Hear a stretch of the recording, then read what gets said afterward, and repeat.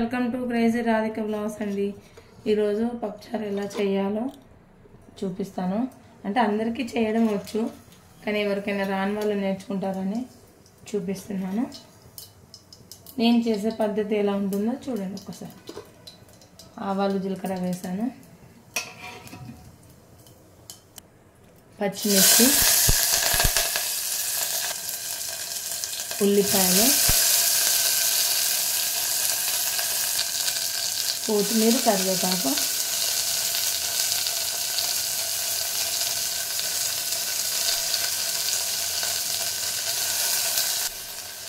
వెల్లుల్లి,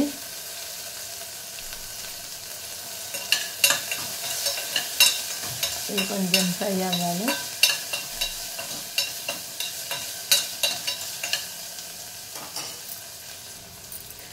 పసుపు,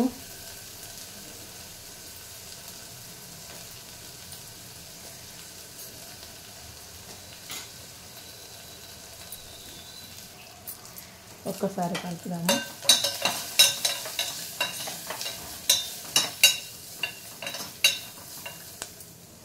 ఇప్పుడు మనం ఇందులోకి సోరకాయ ముక్కలు ఫ్రై చేసినాం కదా, ఇది వేద్దాము.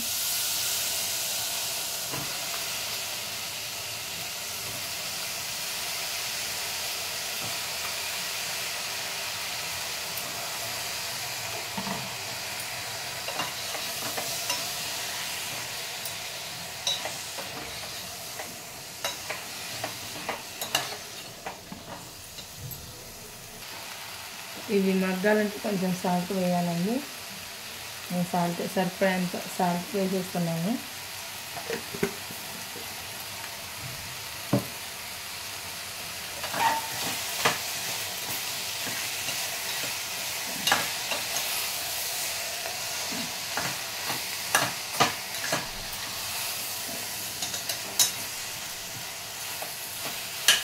ఇప్పుడు మనం ఇందులోకి కొంచెం చింతపండు రసం,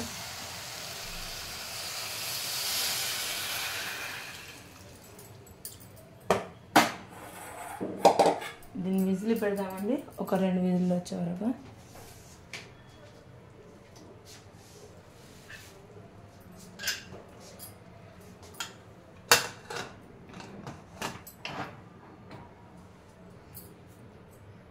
చూడండి, ఫస్ట్ విజిల్ ఇది.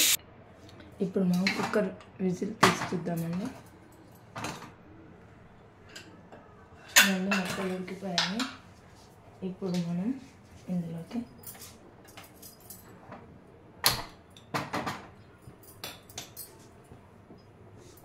ముందుగా ఉడకపెట్టుకున్న పప్పు పోస్తున్నాను ఇందులోకి.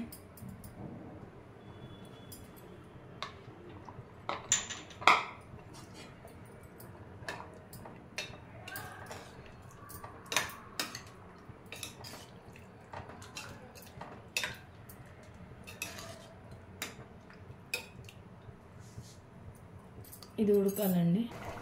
చూడండి, ఇందులోనే మిగతా చింతపండు రసం ఉంది కదా, అలా ఇంత కూడా పోస్తున్నాను.